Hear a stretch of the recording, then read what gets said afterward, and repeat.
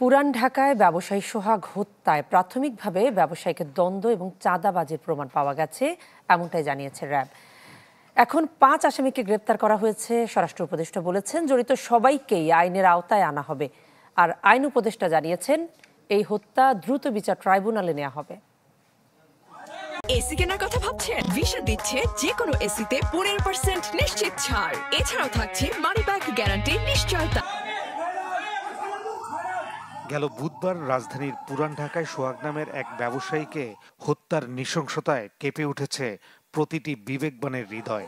নিন্দা আর উদ্বেগ জানাচ্ছে সারা দেশ। এই হত্যাকাণ্ডে আইনশৃঙ্খলা রক্ষাকারী বাহিনী এখন পর্যন্ত বেশ কয়েকজন আসামিকে গ্রেপ্তার করেছে। অভিযান চলছে বাকিদের গ্রেপ্তারেও। র্যাব বলছে, পুরান ঢাকার ব্যবসায়ী সোহাগ হত্যায় প্রাথমিকভাবে ব্যবসায়িক দ্বন্দ্ব ও চাঁদাবাজির প্রমাণ মিলেছে। মিড রোডে যে ঘটনাটি সংঘটিত হয়েছে, এটির মূল তদন্ত ডিএমপি করতেছে। তারাই তদন্ত করে এর সঙ্গে কারা জড়িত, কিভাবে সম্পূর্ণ বিষয়টা বের করবে, এবং আমরা ছায়া তদন্তের মাধ্যমে আমরা ডিএমপিকে এক্ষেত্রে সহায়তা করছি।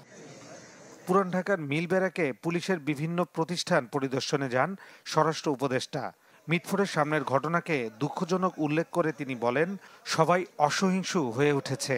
ঘোষণা দেন, জড়িতদের সবাইকে আইনের আওতায় আনা হবে। এটার জন্য যারা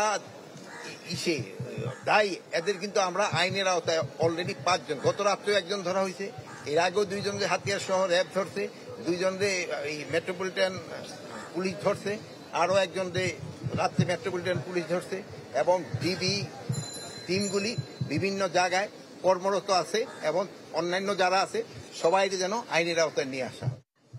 একই অনুষ্ঠানে পুলিশ মহাপরিদর্শক বলেন, রাজধানী সহ সারা দেশে আধিপত্য বিস্তারের তালিকা হচ্ছে, কেউ ছাড় পাবে না। এই কয়েক মাসে আমাদের পক্ষে সবকিছু একেবারে সমাধান করে বের হয়ে আসাটা আসলে সম্ভব হচ্ছে না, কিন্তু আমরা সর্বোচ্চ চেষ্টাটা করছি। এ প্রসঙ্গে ফেসবুক স্ট্যাটাস দিয়েছেন আইন উপদেষ্টাও। লিখেছেন, দায়ীদের বিরুদ্ধে মামলা দ্রুত বিচার ট্রাইব্যুনালে স্থানান্তর করা হবে। ফয়সাল হোসেন, চ্যানেল 24, ঢাকা।